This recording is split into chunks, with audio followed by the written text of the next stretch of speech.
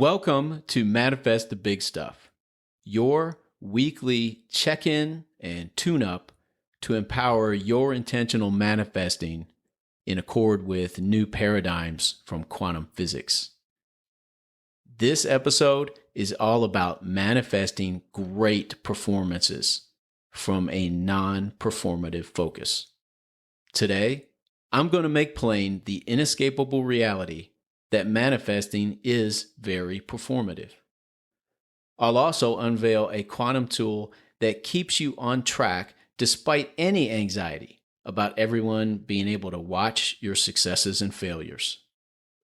And I'll let the cat out of the bag regarding how to manifest high levels of performance by learning how to not focus on performance at all. I'm Greg Kuhn, the Law of Attraction science guy, author of the life-changing Why Quantum Physicist book series, and your host. I'm pumped that you're joining me for this episode. Let's get started.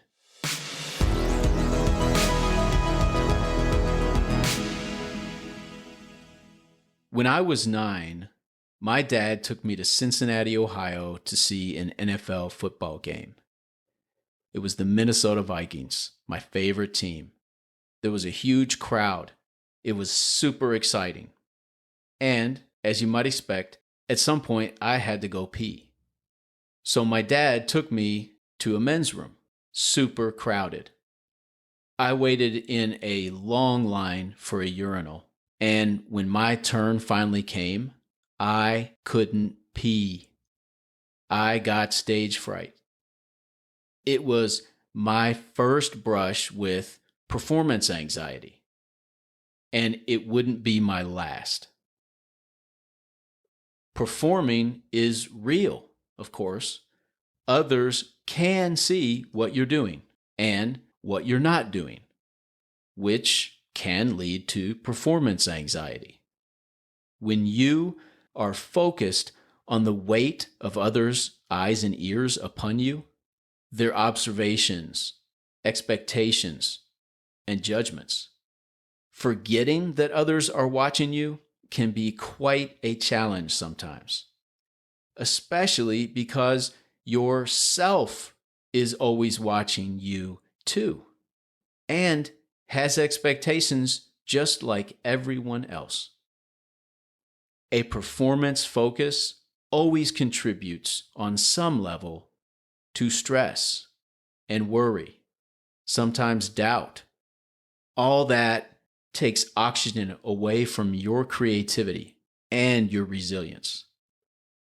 It's always in your best interest to forget that others are watching, especially when they are. But that can be really hard to do, especially when they are. In fact, the easiest way to do that is to be secretive, to keep things hidden from others. If others don't know what you're doing and when you're doing it, then you're no longer performing. Problem solved, right? No more performance anxiety, no more stress, no more worry, no more doubt. That works in a bathroom. You just have to go into a stall. But it doesn't work very well in manifesting your material reality every day on a moment-to-moment basis. For one thing, doing something privately never stops yourself from watching.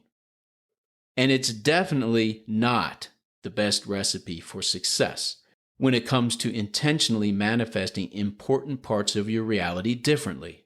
Because intentionally manifesting important parts of your reality more in line with your desires for them begs for accountability. Accountability is an intentional manifestor's best friend. Making your desires and your plans, or as I call them, hypotheses, to manifest those desires, public knowledge, at least to your coach, mentor, and other accountability partners, puts you into what I call a positive checkmate. In chess, checkmate occurs when a player's king can be captured, and there is no way for that king to escape. The king is trapped, and there is nowhere to go. A positive checkmate occurs for intentional manifestors when you create public accountability. When you tell important allies and partners, as appropriate, what you're going to do, why you're going to do it, and how you're going to do it. And then allow them to see whether or not you're doing it. Positive checkmate is saying what you're doing and doing what you're saying. You do not want, therefore, to hide your manifesting efforts as a way to negate performance anxiety. There is a way, though, to negate performance anxiety without sacrificing accountability. Focus on satisfying yourself only.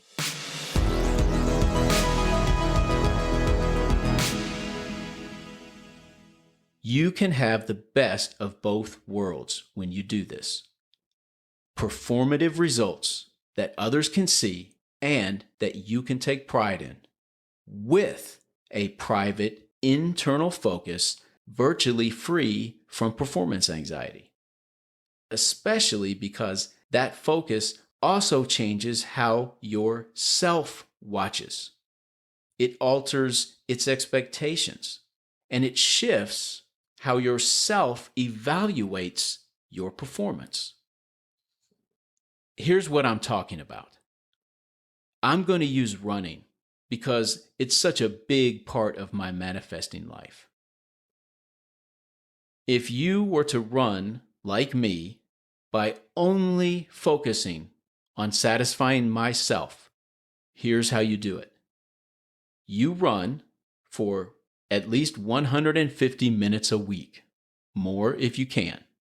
You run focused on only, in each moment, using all of your muscles, all of them, to hold you in form, to hold your body up and move your body forward through time and space, and using your breath to support that to the best of your ability for 150 minutes a week. Never lie to yourself, nor about you.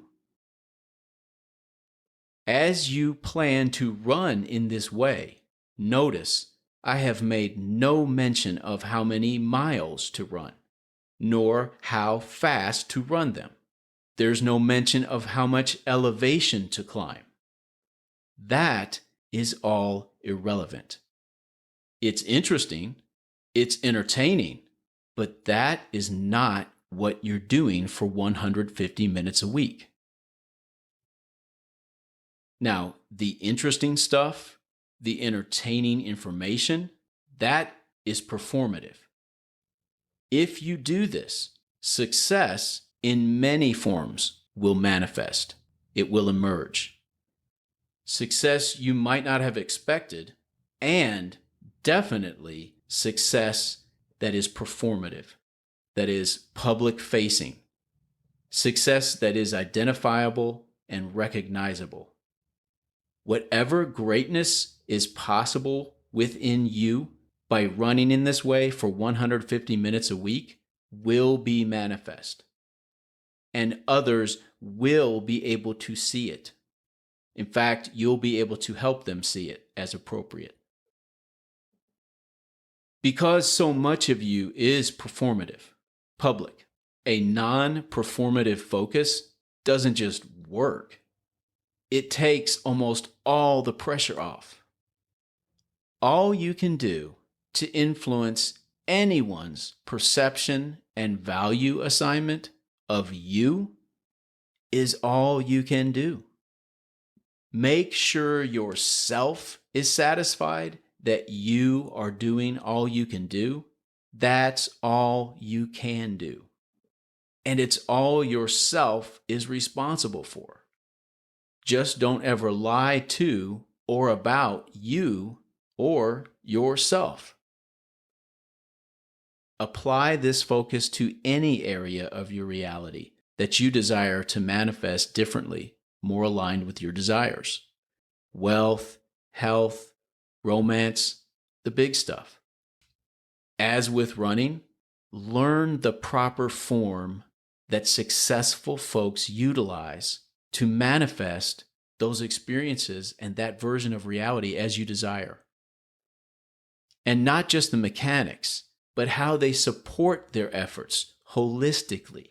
Or, put another way, learn the best practices and success habits of people manifesting your desire as you want to. What do successful manifestors of your desire do to manifest it? And how do they support those efforts? Then give your best effort to follow that form for at least 150 minutes a week, more if you can, and support your best efforts completely with appropriate adjustments in your lifestyle.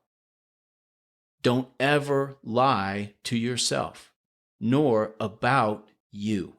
But, and this is important, your goal is not to manifest your desire perfectly. Your goal is to manifest it intentionally.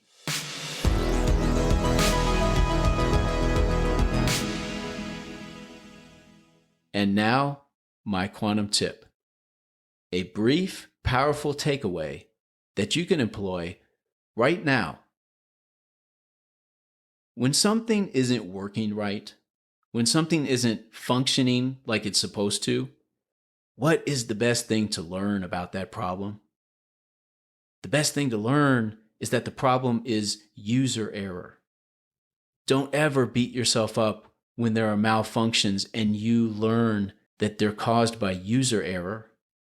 That's the simplest thing to fix, and the one problem you can always correct. Celebrate user error. Thank you for sharing your time with me today.